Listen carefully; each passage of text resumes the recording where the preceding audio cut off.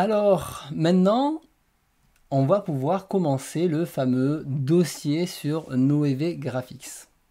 Est-ce que vous êtes prêts pour ça? Là, déjà, ce qui m'intéresserait, ça serait que vous... Je vais faire un sondage, d'accord? On va l'activer. Je sais qu'il il a attendu qu'on en discute ce soir. Alors, le sondage Twitch, il est là. On va faire un petit sondage, donc Noévé, et on va dire moins de 3, allez, de 3 à 5, 5 à 10, et 10 et plus. Je vais faire un petit sondage, et vous allez me dire, dans ce sondage, combien de séries vous avez chez Noévé qui sont en cours. D'accord? En cours. Donc c'est important. Donc si c'est terminé, on s'en moque. Vraiment ceux qui sont en cours. Je lance le truc à peu près. Hein. Voilà. Donc moins de 3, 3,5, 3, 3,15, enfin 3,10 ou plus de 10. Voilà. Dites-moi, allez-y, cochez combien vous avez. Voilà. Mais à peu près. Hein. Moi j'en ai combien? J'en ai 1, 2, 3, 4. Si je ne me trompe pas, j'en ai 4. Je regarde, mais... Ouais. 4 et 5 avec veille. Donc moi, j'en ai 5. Voilà, donc j'ai... De mon côté, hein, j'ai veille, j'ai 5 Star Stories, j'ai les designs, les chroniques des 7 cités, et le dernier qui est Don't Call It Mystery. Donc ça fait 5. Ah, j'ai mis une minute, hein, mais t'as à peu près. Il reste encore 10 secondes là. Voilà. Après, c'est à peu près, donc c'est pas un souci. Ah, Boris, est-ce que c'est 10? Tu mets 10. On n'est pas au truc près. Voilà. Donc, en général, vous êtes quand même 52% à en avoir moins de 3. 33% entre 3 et 5. Sachant, bon, j'avais mis les deux, ça aurait été 6 et 10, c'est pas grave.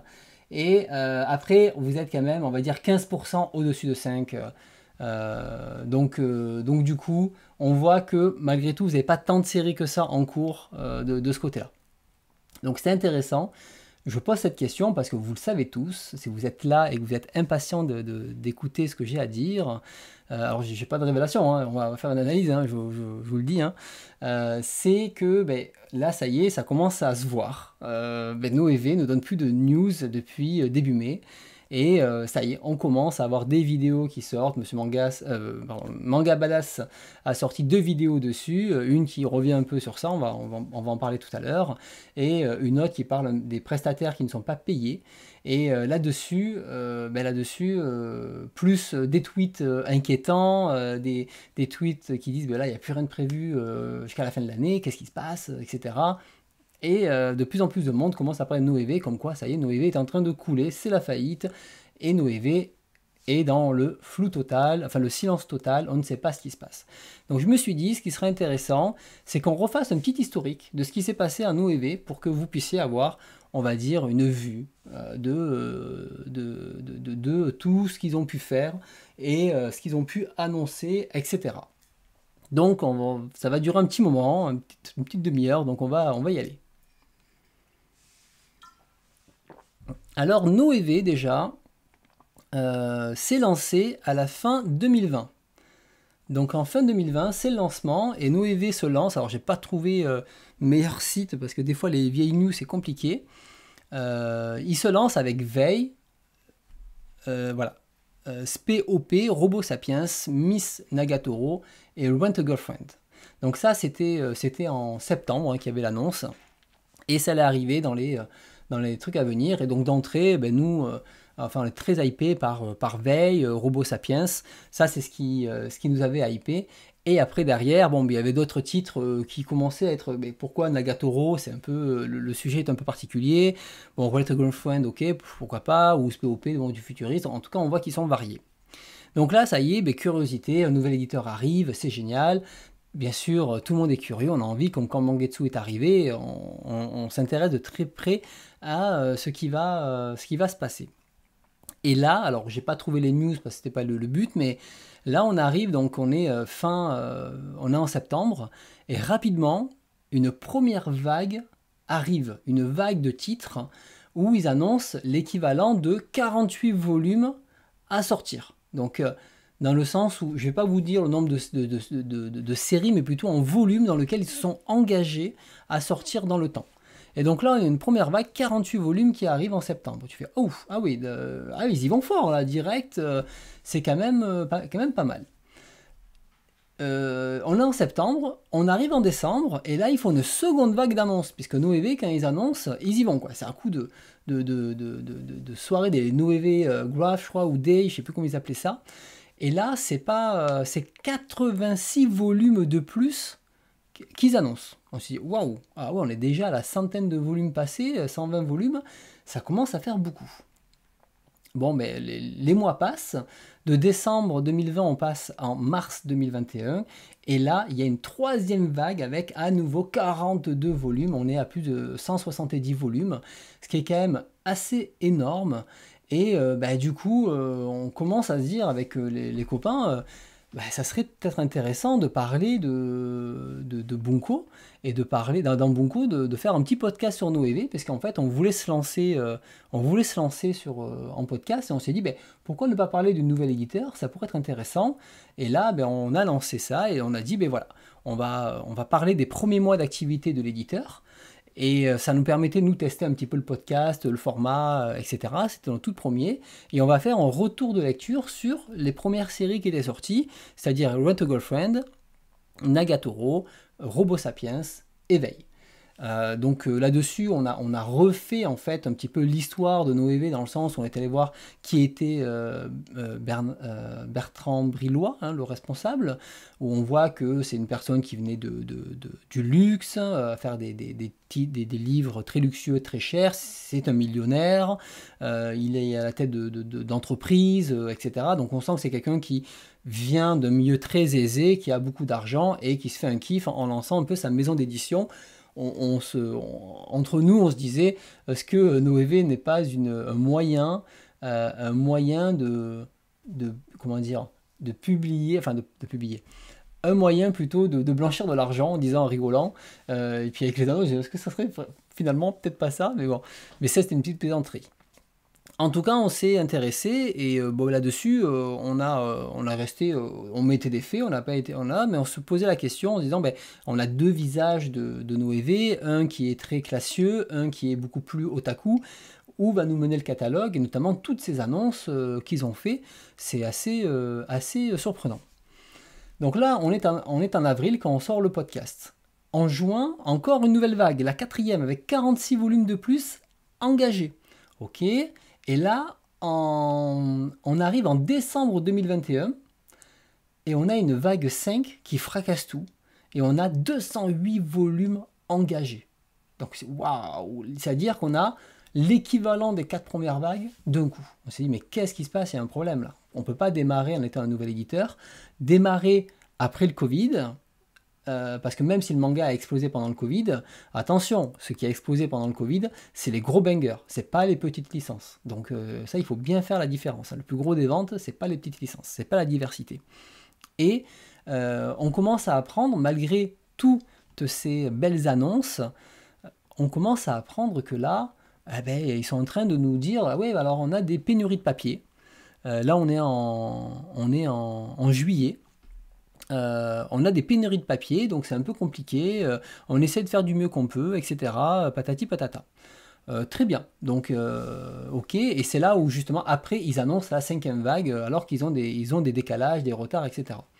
Un truc que j'ai pas précisé, c'est que quand Noévé est arrivé sur le marché, il avait quand même la volonté d'avoir une édition au plus proche du Japon, donc c'est-à-dire qu'on avait l'édition qui était au même format, avec un papier très qualitatif, pour un prix qui restait abordable, et en plus il y avait des bonus, c'est-à-dire des cartes, des points, des machins, etc. Qui étaient cool, c'était un peu nouveau dans le marché, et des fois tu avais juste envie d'acheter le manga pour avoir la carte presque, parce que c'était le petit bonus derrière. Donc après qu'ils se soient un peu plaints des pénuries de papier qui étaient plusieurs fois, etc., donc des galères à sortir leurs livres et tout ça, on arrive en mars 2022, et là il y a une 6e vague, 85 volumes de plus.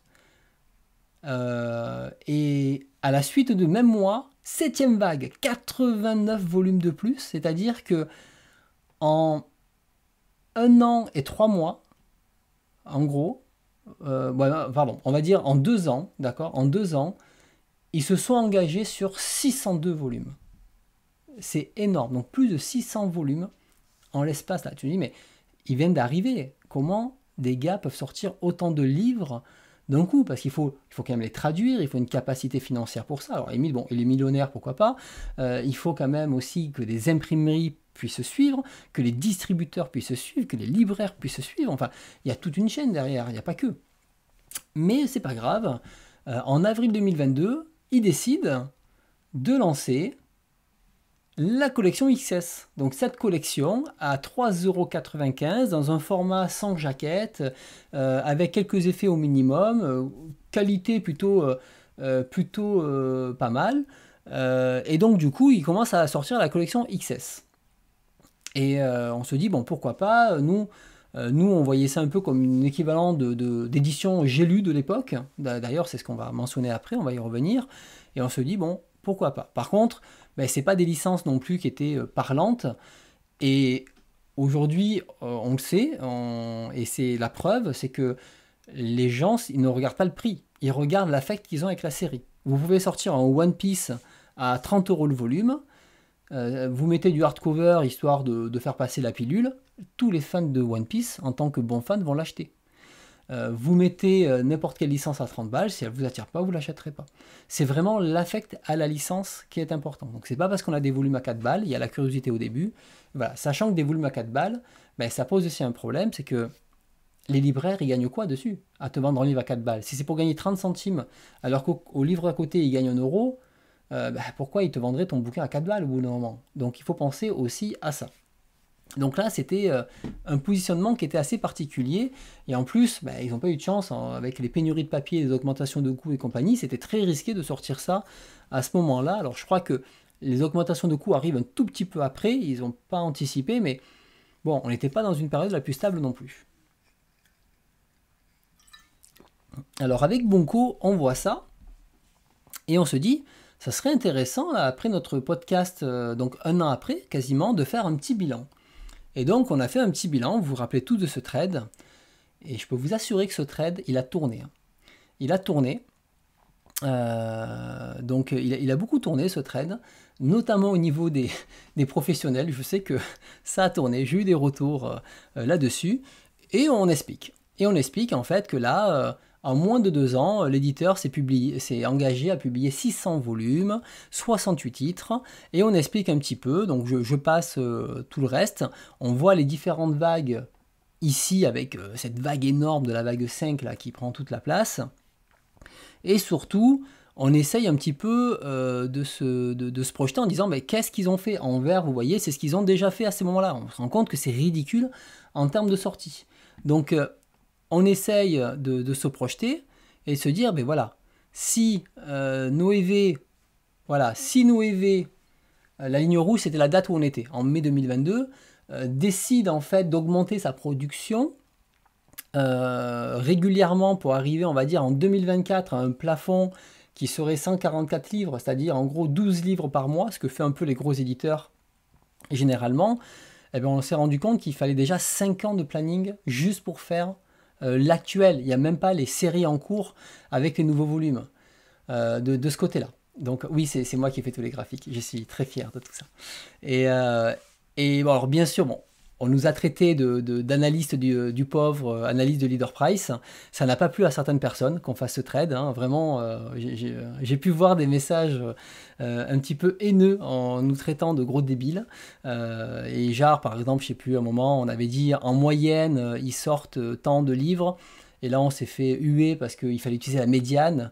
Et en fait, en calculant avec la médiane, c'était le même résultat. Donc, c'était pareil. Donc voilà, on est donc de ce côté-là. Enfin bref, en tout cas, on avait une situation qui était quand même assez inquiétante. On l'avait déjà dit au début dans le podcast. On s'est dit voilà, bon, on va voir comment Noévé s'en sort. Hein, mais là, on fait un trade pour dire hey, je pense qu'il y a quand même un petit problème de ce côté-là. Et on est resté très factuel. Hein. Il n'y a aucun jugement dans ce que Noévé a fait. On dit juste ils ont annoncé ça. Voici ce que ça représente. Voici une projection, tout simplement. Et notre projection, elle est bonne hein, là-dessus. Donc ce trade-là a pas mal tourné, a beaucoup fonctionné. Et voilà. Donc là en 2022, on est en début d'année 2022. Ils annoncent Coterie à la Japan Expo, donc on pouvait faire signer son veille à la Japan Expo. Moi j'en ai profité pour le faire signer au Renard Doré à Paris, donc là-dessus. D'ailleurs c'était un peu la blague parce qu'il c'était un tirage au sort pour avoir une dédicace et pas qu'une signature, et la dédicace était un micro-visage, quoi. Donc voilà. Et là on est à l'été 2022, et j'ai pas trouvé de news particulière durant 2022. Et on arrive janvier 2023, et là, ça y est, c'est le drame. Noévé fait des annonces importantes. Et du coup, ils ont dit, bon, on maintient les prix. Ça, c'est une chose. Par contre, les cartes et les points, ça disparaît. Alors, les points à collectionner, ça reste, j'ai pas tout compris, on s'en fout. Mais en tout cas, les cartes disparaissent. Et ça, c'est un point important parce que les cartes, c'était une des particularités de Noévé, un petit bonus. Chato, je crois, c'était moqué de dans un 1er avril, mais je trouvais que ouais, quand tu ouvres ton manga, tu as ta petite carte et tout, c'était cool en fait. Et quand tu les. Genre Max, il a tout un classeur, parce que je rappelle qu'on nous a accusé de détester Noévé, alors que on achète du Noévé, Pedro achète du Noévé, Max a acheté tous les Noévé qui sortaient. Il avait tous les volumes, hein, je rappelle, hein, avec toutes les cartes. Il a un classeur avec toutes les cartes et tout. Et les cartes, du coup, ça donnait la particularité, et des fois, ça pouvait pousser à l'achat juste pour le plaisir d'avoir la carte. Et là, effectivement, Boris, le fait d'avoir arrêté les cartes, pour moi, c'était dramatique. Par contre, ils ont enlevé les blisters, et ça, c'est bien, parce qu'on ne pouvait pas feuilleter leur magazine. Le truc, c'est que la collection XS, c'est qu'ils ont commencé à dire « Ah, ben on va la mettre en pause quelque temps », et je crois qu'après, elle est restée en pause. Et il y a des séries qui étaient en XS, on va les passer dans la collection classique, comme Capeta, etc., pour que voilà. Moi, honnêtement, je pense qu'ils auraient dû augmenter les prix, tout simplement. À ce moment-là, ils n'ont pas voulu, mais c'était une erreur. Et après, ben, il y avait beaucoup de commentaires de parution sur le rythme de parution, mais voilà, ils disent ben, on fait ce qu'on peut, mais en tout cas, ils font le maximum pour assurer le truc, mais on a quand même des très gros délais à chaque fois. Donc là, ça a été déjà le premier ouf. Ah, là, Noévé n'est plus en capacité d'assurer ses engagements qu'il avait fait au début, à savoir des cartes, sortir des séries en temps et en heure et compagnie. Ça devient un petit peu compliqué. Là, ça y est. Là, ça commençait à sentir un peu le roussi, mais bon, c'est pas grave. Nous a traité d'anti-Noévé, hein, donc c'est pas grave. On accepte. En janvier 2023, ils annoncent que ça y est, à Angoulême, un nouvel éditeur arrive chez Manga.io, Noévé Graphics. Spoiler, ils n'arriveront jamais. À cette époque-là, ils distribuaient aussi, ils vont distribuer sur Isneo et Picoma. Mais Manga.io, que dalle. Ils l'ont pas fait. Ils annoncent aussi un truc sympa, un concours mangaka avec J1. Alors bon, dans le jury, on avait donc notre monsieur adoré, notre sénateur adoré, très fan de manga à jupe courte. Et après, bon, on avait d'autres personnes intéressantes. Donc ça, ils lancent un concours de ce côté-là. Là, ils arrivent avec une dernière, et c'est la dernière, la 8e salve, la 8e vague. Donc plein d'annonces, et donc dans ces annonces-là, il y a 31 volumes de plus. Donc ils s'étaient calmés, hein, depuis presque un an, si je ne me trompe pas, on n'avait plus de grosses annonces. Et là, ils arrivent, ils rajoutent 31 volumes de plus. On se dit d'accord, ok. Mais sauf qu'ils lancent aussi derrière, en avril, Explicit, qui s'appelait Ono, enfin machin, il y a eu tout un bordel avec Isneo. Finalement, ça s'appelle Explicit, on l'avait vu, c'est une boîte parallèle à Noévé, donc on s'est dit, bon, Noévé va faire un peu de cul ou de trucs érotiques pour attirer un public, ça se vendra plus facilement, sauf qu'il s'engage encore pour 31 volumes. Bon, là on est en avril. Et puis on arrive en septembre, et là, en septembre, il lance encore une collection, la Y2, qui est une collection LGBT de mémoire. Et là, il s'engage encore sur 13 volumes de plus. Bon, 13 volumes, ça va. Par rapport au reste, On est OK. Mais là, on a encore cumulé 60, 30, plus 13, donc on est à quasiment 80 volumes là. On apprend aussi que le fameux collector Veille 4 est en circulation, mais il n'est pas complet. Bon, par contre, ceux qui l'ont, gardez-le. Hein. Parce que lui, il est ultra collector aujourd'hui. Hein. Je vous le dis. Hein. Il n'y a personne qui a le coffret complet. Voilà, mais là, aujourd'hui, c'est ça. Donc là, OK. Et là, on a donc Bobognan qui reprend notre trade. Et qui le reprend et qui met à jour notre trade. C'est vrai qu'on ne l'avait pas fait. On s'est dit, bon, c'est pas grave, de toute façon, là, aujourd'hui, on voit bien qu'il y a un problème avec nos EV. Donc, il le reprend.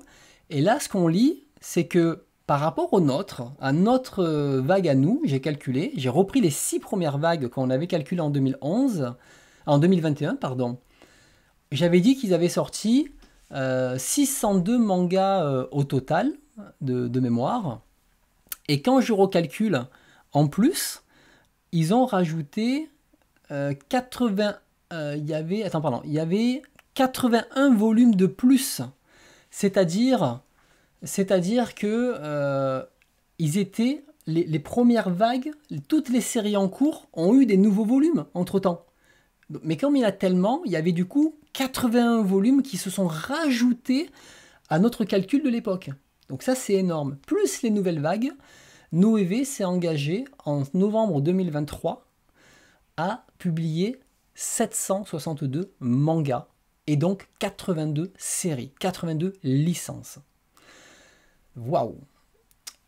Oui, alors après, effectivement, il s'est rattrapé en nous citant à la fin, mais voilà, on va dire qu'on a un peu poussé le truc en le taguant, sinon je pense qu'il n'y aurait pas eu de référence sur le truc. Et puis je pense que c'est quand même intéressant de relier notre trade à nous pour voir l'évolution, même pour les lecteurs. Nous, ça ne nous a pas dérangé qu'ils reprennent nos informations, qu'ils les mettent à jour, mais c'est vrai que dans une démarche, on va dire, plus polie, ça se fait de citer quand même ton inspiration.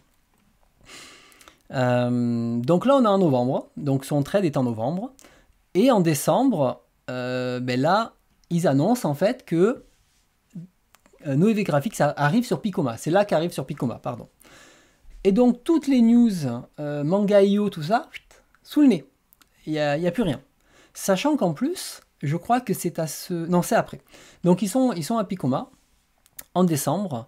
Et là, du coup, très bien. Pas de souci. Mais Manga.io, c'en est où, du coup? Parce que vous n'êtes pas mis en fait au final. Et Picoma, on en a parlé, aujourd'hui ça se ferme, hein, donc on en a parlé, il n'y a pas de version tablette, c'est des versions payantes, il faut acheter des jetons, enfin c'est pas un modèle économique ultra cool, et en plus ça se lit que sur téléphone, c'est pas adapté, enfin moi je trouvais que c'est pas la meilleure plateforme. Le même mois, on va avoir le résultat du concours. Ok. Donc ils disent voilà, nombreux participants, etc. Donc il y a des présélectionnés dans le concours, et après depuis plus rien. Sachant que j'ai regardé dans les conditions du concours, Noévé se donne le droit d'annuler sans donner de raison, hein, bien sûr. Mais il y a en tout cas des choses. Qu'est-ce qu'ils comptaient faire, je ne sais pas, mais aujourd'hui, plus de nouvelles de ce concours-là. Et à partir de décembre 2023, il n'y a plus de vague d'annonces. Mais c'est pas pour autant qu'il n'y a pas d'annonces. C'est-à-dire que toutes les semaines, quasiment, ou tous les 15 jours, et là on va le voir, Noévé fait une annonce. Jusqu'en mai, les derniers c'est surtout du numérique, mais voilà, il y aura les 30 avril une annonce, 27 avril une annonce, 26 mars une annonce, 23 mars une annonce. Vous voyez, ils font une ou deux annonces par semaine, et ce qui fait qu'en fait, ils ont rajouté 15 titres de plus. Je ne sais pas le nombre de volumes que ça fait, j'ai pas calculé, mais en plus des 82 séries qu'ils ont, ils en ont rajouté 15. Donc, je pense qu'ils ont au moins rajouté une cinquantaine de volumes supplémentaires, mais ça se faisait de manière très distillée, donc on faisait moins gaffe. C'était moins, ça attirait moins le regard. Mais toujours avec des annonces en mode, on donne le titre, aucune image, juste la couverture, pas un résumé, et bisous. Ok.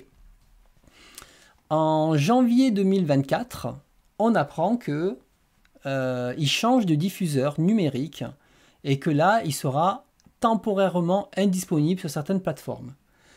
Et effectivement, c'est temporairement, depuis janvier, il n'y a plus de catalogue numérique. C'est-à-dire que si on voulait acheter des mangas numériques, on ne pouvait pas. Donc toutes les personnes qui ont commencé les mangas, les séries en numérique, ce n'est plus possible d'acheter la suite, sauf si vous allez sur Picoma. Et Picoma, on sait comment ça a fini aujourd'hui. Et donc, ben là, c'est pas cool pour les acheteurs qui ont préféré opter pour le numérique parce que ben, ils étaient obligés de passer sur des versions papier, voire de ne pas acheter la suite ou d'attendre. Et c'est vraiment dommage. Donc là, on est là. Mais ils le disent, en attendant, vous pouvez découvrir les nouvelles lectures sur Picoma, les gars. Allez-y. On sent que Picoma a mis des sous sur la table. Et ils ont dit, viens chez nous. Mars 2024. Il y a un truc que je n'ai jamais cité. C'est que Noévé, pour l'instant, n'a pas de site internet. Et Noévé a mis 3 ans pour nous faire un site internet. Et là, très fièrement, Noévé nous a sorti noevegraphics.com où on peut retrouver enfin le site L'Arlésienne après 3 ans. Alors apparemment en coulisses, ils avaient un prestataire qui ont fait de la merde, ils ont dû refaire, donc ça a coûté très cher à faire, etc. Voilà, et on peut bien sûr, ils parlent des points fidélité qu'on a eu. On peut acheter des cartes apparemment, enfin voilà, les catalogues de cartes, tout ce qu'on veut, etc. Je ne vais pas aller plus loin dans le truc, mais vous avez leur catalogue, leur truc. Vous avez bien sûr le planning qui est vide, voilà, avril, et après depuis mai, vous pouvez avancer et il n'y a plus rien. Hein, c'est un peu triste, il n'y a plus rien. Mais en tout cas, vous avez le site internet. Et c'est là où on arrive à la fin de cette historique, c'est-à-dire que ben, la dernière annonce qui a été faite, c'est celle-ci, c'est-à-dire le rouge à lèvres, le rouge sur ses lèvres en avant-première numérique, donc sur Picoma. Et la dernière annonce, on va dire papier, je crois que c'est voilà, c'est celle-ci, c'est 6 survivants, selon 6 survivants derrière. Et donc vous voyez, c'est ça, hein, c'est juste une phrase, une couverture, pas une planche, rien, on ne sait pas du tout ce que ça vaut, et puis bisous quoi. Voilà, on ne sait pas. Si je clique dessus, c'est une série qui est en quoi? Qui est en... Merci. C'est site en bois. 6 volumes en cours. Voilà, donc... je pense qu'il y a vraiment un problème de communication. Donc la dernière sortie, ben, si on regarde le planning, ce sont ces 3 titres-là qui sont sortis en mai. Donc le 31 mai, c'est la dernière sortie en papier. Et donc bien sûr, le dernier planning qui sont sortis sur Internet, sur leur compte, c'est celui-ci avec les 3 titres. Et depuis, si on va sur le compte de Noévé Graphics, c'est le silence radio. Il n'y a plus rien depuis le 2 mai. Donc là, on arrive à la fin, on va dire, de cet historique. Et là, on a, comme on constate, ben, c'est un peu compliqué parce que du coup, depuis 2 mois, il n'y a plus rien. Les gens commencent à s'inquiéter, naturellement, ce qui est normal. Il n'y a plus de communication.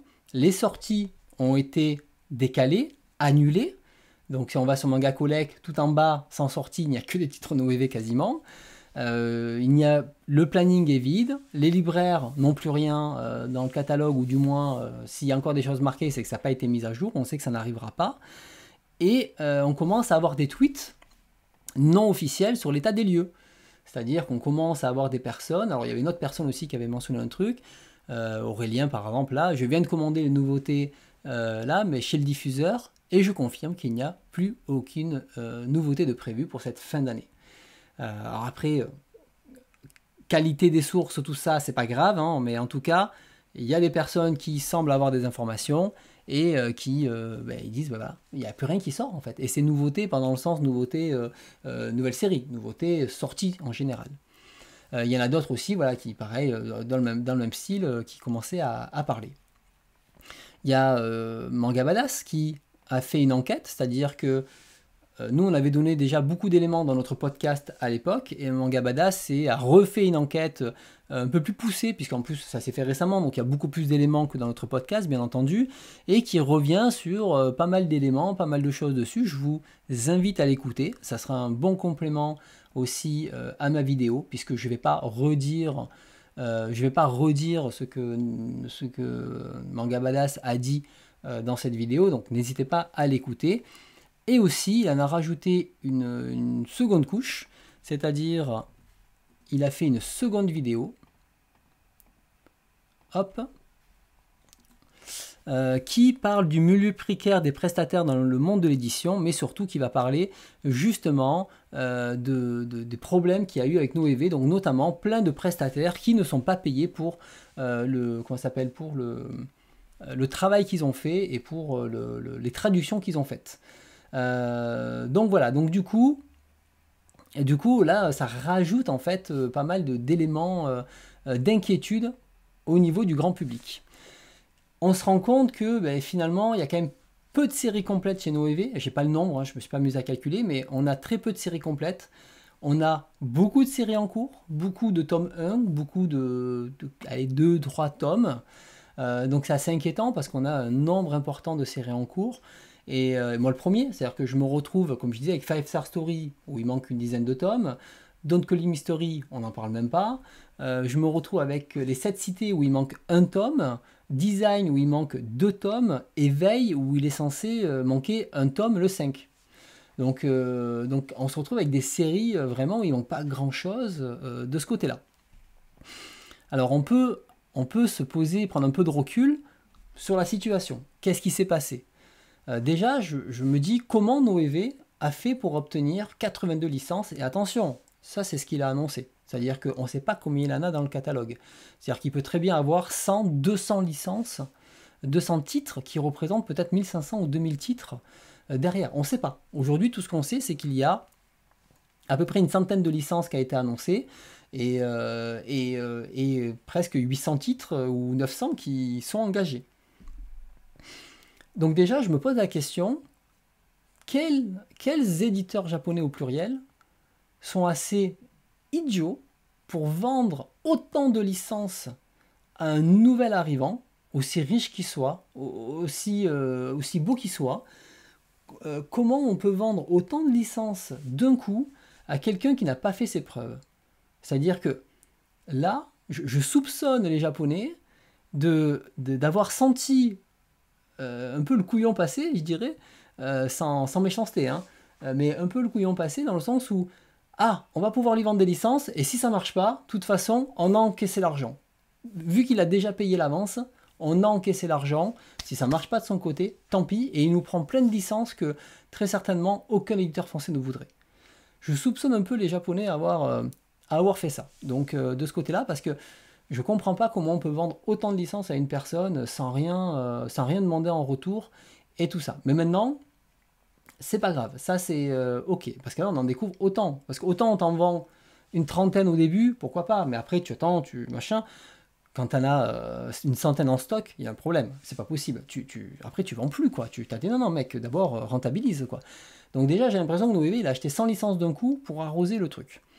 Le problème de Noévé, c'est qu'il y avait un gros manque de visibilité. Déjà, bon, son site internet, je ne dis pas que c'est là où il aurait le plus de visibilité, mais en termes de communication, il était pas trop. Alors, il a eu des problèmes de distribution par moment. Je crois qu'à un moment, ils ont même changé de distributeur. Ils sont passés de Macassar à quelqu'un d'autre. Il y a encore des petites finesses comme ça que j'ai pas tout noté. Mais Noévé, en fait, était des livres sous blister. Donc, les gens, s'ils peuvent pas feuilleter, ils vont pas acheter sur la base d'une couverture. En plus, c'est derrière, pour peu qu'il n'y ait pas de résumé ou pour peu que ce soit pas plus attirant que ça, ça a décliné les ventes.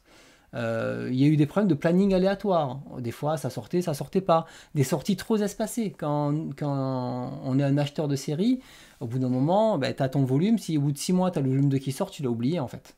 Et pour peu que ça n'arrive pas en librairie, parce que en fait, ça part vite, en fait, tu n'achètes jamais la suite. Et il ne faut pas croire que tous les lecteurs sont comme nous, à attendre les séries, à les suivre, etc. etc. Après, il y avait beaucoup de tomes 1. Donc au bout d'un moment, quand les gens voyaient que des tomes 1, ils ont dit, oui, c'est bien, mais moi, je ne fais pas une collection de tomes 1, j'aimerais bien que ça avance. Donc ils ont mal priorisé leurs sorties. Ils auraient dû se focaliser d'abord sur les sorties qui étaient là en premier, mais je me doute que derrière, il y avait les Japonais qui devaient pousser pour que ça arrive, parce que s'ils n'annoncent pas, ils ont peut-être un contrat de 3 ans, mais en fait, le contrat de 3 ans, qu'ils le sortent dans 6 mois ou qu'ils le sortent dans 3 ans, pour les Japonais, c'est pareil, dans 3 ans, c'est terminé, il faut repayer des droits. Donc il y a ce côté-là. il y a aussi un côté où, avec Noévé, c'est une communication très unilatérale. C'est-à-dire qu'ils balancent des trucs sur leur Twitter, et c'est fini. Il y a très peu de réponses, très peu de retours, très peu de communication, personne sur qui s'identifier. Je veux dire, pas de site internet, pas de blog, pas de machin. Donc la communication était très froide, très basique. Comme je disais, hein, moi je vois une couverture, je vois un titre, ça me donne pas envie d'acheter. J'ai besoin d'avoir plus d'éléments que ça. J'ai besoin de voir des planches, j'ai besoin de me dire, ah tel dessin est particulier, ça me donne bien envie, etc. Et on peut pas, en sortant 40 titres par mois, au bout d'un moment, faire de la communication soignée sur ces titres. Donc la communication et le marketing dessus a été totalement bâclé. Et puis surtout, quand on lance des dizaines de titres en même temps, ça rassure pas les gens. T'es nouveau, les gens ils sont pas idiots. Au bout d'un moment, t'es nouveau, tu balances des dizaines de titres, tu dis attends, financièrement ça va tenir Noévé, il faut que tu me prouves que c'est ok quoi. Et au fur et à mesure, eh ben, avec tous ces éléments-là, et il y a encore d'autres hein, très certainement, ben, ils ont perdu la confiance des lecteurs, mais aussi la confiance des libraires. C'est-à-dire que les libraires eux-mêmes avaient moins envie de commander, moins le mettre en avant, et préféraient plutôt recommander très certainement d'autres séries. Et les lecteurs en plus se disent, moi j'attends que la série soit terminée, si elle est terminée j'achète. Et donc du coup, ça augmente encore plus cet effet de cercle vicieux de ben, pas de trésorerie, pas de suite, pas d'achat, etc., etc., etc. Donc là, Noévé, c'est un peu une situation qu'ils ont créée eux-mêmes, en vérité, sachant qu'on n'a pas évoqué les problèmes de papier, les coûts de production, trouver assez de traducteurs pour traduire tout ça. Comment on traduit autant de choses? Au bout d'un moment, il faut des traducteurs. Et il n'y a pas 30 000 traducteurs qui attendent dehors. Et tous les traducteurs aujourd'hui ont déjà des contrats, sont déjà pris, etc. Et plus des problèmes d'imprimeurs, etc., hein, comme tu mentionnais. Il y a eu plein de problèmes en fait de ce côté-là, et Noévé n'était pas prioritaire chez les imprimeurs, enfin il y a plein de problématiques. Et là je parle de traducteurs, mais il y a des correcteurs, il y a plein d'autres personnes dans cette chaîne. Et là aujourd'hui on a un bilan où c'est compliqué pour Noévé, mais c'est quoi les solutions? Ben, on parle de restructuration. Alors moi je veux bien qu'on restructure une société, si on est 4 dans la société, c'est pas ça qui va changer la donne. Parce que très souvent, les petites maisons d'édition, il y a le noyau dur, et puis tout le reste, c'est des freelances. Donc les freelances, c'est des indépendants.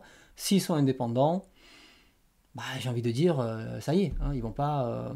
Enfin, je sais pas, si c'est indépendant, ils vont pas les virer. Ils n'ont pas de contrat. Donc, restructuration, ça ne changera pas grand-chose. Il faut qu'ils réinjectent de l'argent.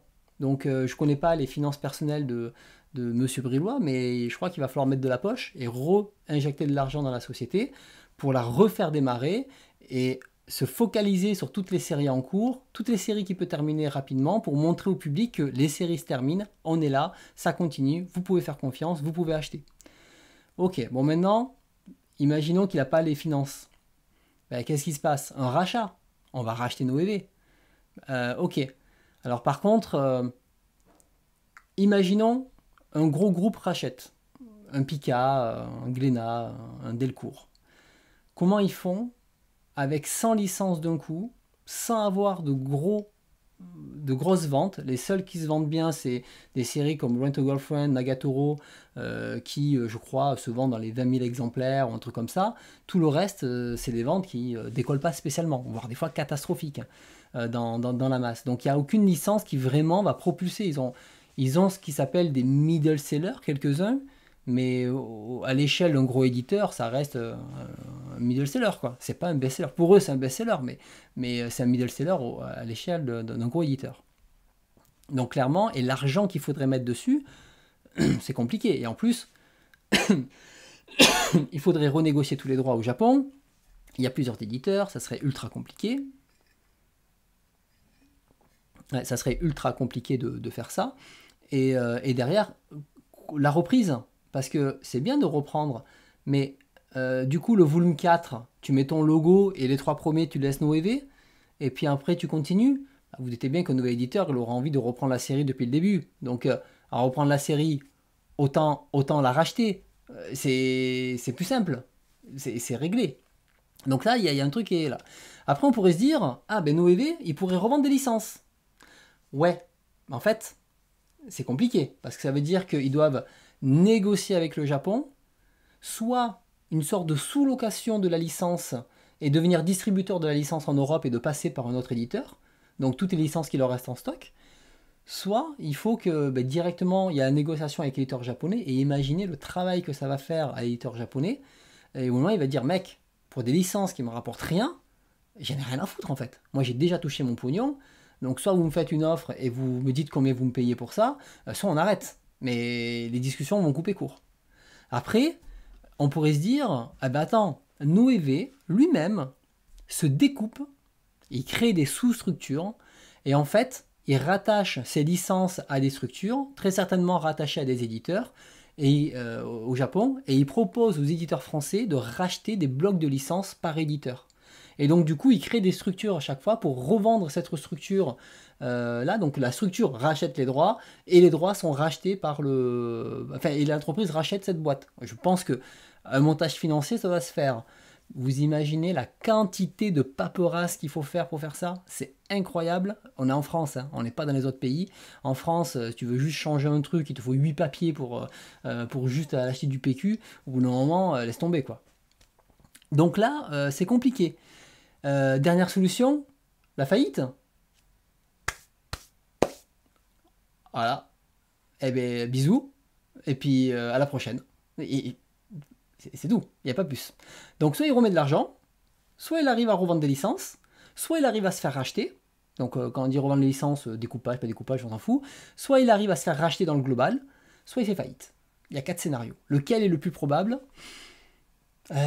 Pour moi, c'est soit il remet de l'argent, soit il fait faillite. Je pense qu'il n'y a aucun éditeur aujourd'hui qui aura envie de racheter Noévé, à mon avis, hein. Donc de ce côté-là. Je pense que Bertrand Brillois a les moyens de remettre de l'argent. Est-ce qu'il veut remettre de l'argent? Ça, c'est autre chose. C'est autre chose. Voilà, il sait qu'il est à perte. Est-ce qu'il a envie de dépenser sa fortune personnelle pour se remettre à flanc, pour ne toujours pas avoir la confiance des lecteurs? Quand tu es investisseur, au bout d'un moment, tu fais stop de ce côté-là. En plus, le marché, il est morose. Je vous rappelle que Nazca, il n'y a pas longtemps, a fait une vidéo qui expliquait que il avait, comment dire, il avait des gros problèmes de trésorerie, c'était compliqué pour eux, etc. etc. Et c'est pour tout le monde, parce que je rappelle, hein, ceux qui gagnent de l'argent, c'est les grosses licences, c'est pas les petits. Donc voilà. Donc, après, attention, là, comme tu dis Boris, la confiance est rompue. Regardez Panini, la confiance était rompue. Aujourd'hui, je pense qu'elle est revenue. Parce que Panini a montré patte blanche et a fait plein de choses pour dire non, non, non, en fait, on veut vraiment revenir et vous montrer que ça a mal été géré dans le passé. Maintenant, on va revenir et faire les choses bien. D'accord? Donc, je pense qu'on peut refaire confiance, mais il faut aussi que Noévé soit plus transparent et une vraie communication ouverte avec ses lecteurs, et qui soit derrière aussi à montrer les actions qu'ils veulent faire, etc. etc. Donc, en gros, il y a un petit peu tout ça. Moi, je ne souhaite pas la mort de Noévé, hein, jamais. Hein, on n'a jamais souhaité la mort de Noévé, mais cette situation... au bout d'un moment, je vais dire, il ne faut pas être un grand investisseur, un grand analyste financier pour comprendre que derrière, comment dire, ça peut que se péter la gueule au bout d'un moment. Parce que aujourd'hui, si les titres ne se vendent pas, ça veut dire que ils ont des dettes chez le distributeur. C'est-à-dire que si, en fait, aujourd'hui, les titres ne sont plus sur le marché, c'est que les distributeurs ne veulent plus le distribuer. C'est pas un problème d'impression, c'est pas un problème de traduction. C'est les distributeurs. Ça veut dire que là, il doit de l'argent au distrib. Et si il ne paye pas ces dettes-là, il n'y aura pas de manga Noévé. Et je pense que la dette qu'il a, c'est pas 10 000 euros. Hein. Je pense que c'est des centaines de milliers d'euros de dettes qu'il doit avoir. Et là, des centaines de milliers d'euros, c'est énorme. Alors peut-être qu'il faut relancer l'activité Noévé à côté, la classique, et pas Noévé Graphics, et repartir sur des bases saines, quitte à ce que tout ce qu'il avait en catalogue, qu'il n'a pas sorti aujourd'hui, il abandonne. C'est des sous perdus, c'est des licences perdues, elles repartent dans le backlog, enfin dans les licences ouvertes de l'éditeur, et il se concentre uniquement sur ce qu'il a annoncé, voire il se concentre surtout sur les éditions qu'il a commencé. Et peut-être que dire, ok, on l'a annoncé, mais en fait, on ne sera pas en capacité de le sortir, tant pis. Mais par contre, on va au moins faire ça, et au fur et à mesure, on fera d'autres trucs. Donc voilà. Le backlog, c'est le boulot. C'est le boulot. Il y avait encore un truc, je voulais dire sur Noévé qui m'est sorti de la tête, mais là vous avez un petit peu la vision là, de Noévé, en tout cas ma vision en moi de Noévé aujourd'hui. Je ne dis pas que c'est la bonne, j'ai très certainement des biais que j'ai, je n'ai pas toutes les informations, je ne suis pas du milieu, mais de ce que j'entends à gauche, à droite, etc. Je me suis fait mon opinion et aujourd'hui, ben voilà, ça, comment dire, aujourd'hui, ben, je vois tout ça et je me dis, ben, il n'y a pas tant de solutions que ça, malheureusement, quoi. Donc, à vous de voir si vous soutenez pas. En tout cas, moi, je vais continuer les séries auxquelles j'ai commencé. Il y a très peu de séries qui m'intéressaient dans leur catalogue parce que vous savez qu'aujourd'hui, j'ai quand même un choix de séries qui est très particulier, très niche, entre guillemets. Et donc, il y a des moments, bon, ben, je peux pas tout faire, quoi. Enfin, je ne peux pas tout acheter et je me concentre sur les séries qui m'intéressent. Donc voilà, et effectivement, ne pensez pas que les autres éditeurs vont racheter les licences en cours. Ils en ont rien à foutre. Bon, parce que c'est pas des licences qui marchent et ils vont pas se lancer dans un Rent a Girlfriend de 30 volumes aujourd'hui, surtout s'il y a la moitié qui est sortie, ça ne les intéresse pas. Je n'ai plus d'eau, j'ai très soif. Voilà, donc je pense avoir fini sur la partie Noévé. C'est autre chose qui me revient, on aura l'occasion d'y revenir. Donc là, c'est pas un truc à charge contre Noévé, je fais un bilan de l'état des lieux, je fais comment dire, j'essaie de me projeter sur le futur, et j'ai envie de dire, Bertrand, sur ton portefeuille et remets des sous, hein. C'est tout ce que j'ai envie de dire aujourd'hui. Moi, ce qui m'attriste, en fait, c'est que les éditeurs japonais ont clairement, je comprends pas, ils sont chiants comme pas possible avec tous les éditeurs français. Et là, il y a un nouveau gars qui arrive. Tiens, prends 200 licences. Vas-y, bisous, fais ce que tu veux avec. Il y a des autrices aujourd'hui, comme Tamura. Tamura, clairement, hein, Seven Seed, ils ont arrêté Bazara, même si elle était complète. Seven Seed n'a pas marché. Don't Call It va être arrêté. C'est une autrice qui vend des millions de volumes. Plus jamais elle va vouloir se choper l'humiliation d'avoir une série qui ne marche pas en France. Pourquoi elle ferait ça? Pourquoi elle ferait ça? Donc là, Tamura, c'est fini. Si ils ne finissent pas Don't Call It, c'est fini. On n'aura plus jamais Tamura.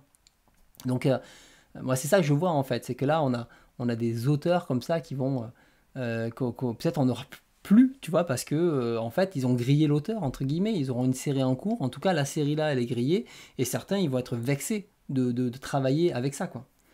Donc voilà, donc du coup, il y a des séries, je pense qu'on n'aura jamais la fin, et il y a beaucoup de séries qui, est-ce qu'elles valent le coup?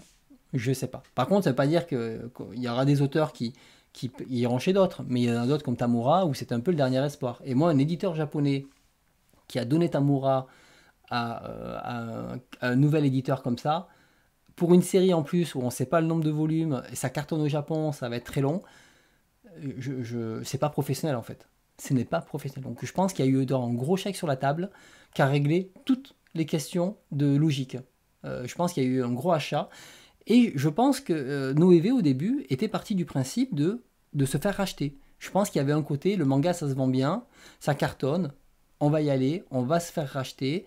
Et il y avait des rumeurs justement comme quoi Noévé souhaitait se faire racheter, mais tu peux pas te faire racheter quand tu as 200 licences en fait. C'est pas possible. Ça marche pas. Il faut que tu prouves que ça marche. Delcourt n'arrive pas à retrouver des repreneurs alors qu'ils ont quand même des licences, pas mal de licences qui fonctionnent. C'est pas des gros bangers, mais ils ont quand même pas mal de licences qui fonctionnent. Si t'as rien, comment tu veux dire à un mec, écoute mec, moi j'ai payé mes licences, je sais pas moi, 1 million d'euros, je t'en demande 4. Il va dire ouais mec, tes licences, je sais pas ce qu'elles valent. Vends-les et après on parlera pour les 24 quoi. Et je pense qu'il y a ça, je pense qu'il y a eu peut-être une sorte d'opportunisme, peut-être de la part, je me trompe peut-être, hein, d'opportunisme de la part de Noévé, qui a voulu faire des choses classieuses en disant le public ça va plaire parce que c'est de qualité, c'est ci, c'est mi. Et en fait, le public, lui, il a surtout besoin de confiance en fait. Et il n'a pas besoin d'un truc parfait avec comment dire ultra quali et compagnie. Le public manga il peut râler sur la qualité, le machin, il achètera quand même s'il aime la licence, il s'en fout au final, il est pas si difficile que ça. Donc je pense qu'il y avait ça et ils ont loupé leur coup, et plus les années sont allées et plus leur comment dire, plus ça a été difficile à revendre, et plus aujourd'hui ils sont dans la merde. Ah, ben, la branche jeux vidéo, je l'ai raté. Tu vois, je l'ai raté ce truc-là. Donc, je l'ai pas vu. Donc, c'est pour ça que je pense que dans les news, il y a encore des trucs que j'ai dû rater. Voilà, c'est pour ça que j'ai gardé NoEV un petit peu pour la fin en dossier. J'en ferai une vidéo dédiée pour la sortir. C'était un peu long, il y avait beaucoup de choses à dire. J'ai fait tout un historique, etc. J'espère qu'en tout cas, cette vision, cette analyse, cumulée avec le podcast, les trades, les vidéos de Manga Badass, hein, tout ça, ça se cumule en fait de ce côté. Donc n'hésitez pas à aller écouter, réécouter, relire tout ça. Voilà, c'est très intéressant de voir comment un éditeur s'est enfin, auto-mutilé, je dirais. Donc c'est assez fou, quoi. C'est assez fou. Voilà pour NoEV. On va s'arrêter là. Je pense que ça y est, on a assez discuté de NoEV. Mais il fallait en discuter puisque il y avait ce côté, tout le monde en parlait. Et je me dis, bon là, c'est peut-être le moment de se poser, d'en parler et de faire un truc dessus. Voilà. Je vais me servir à boire et je propose qu'on passe au marathon après. Est-ce que ça vous va? Donc, je vous laisse discuter entre vous 2 minutes. Je mets l'écran de pause et je me prends à boire. A tout de suite.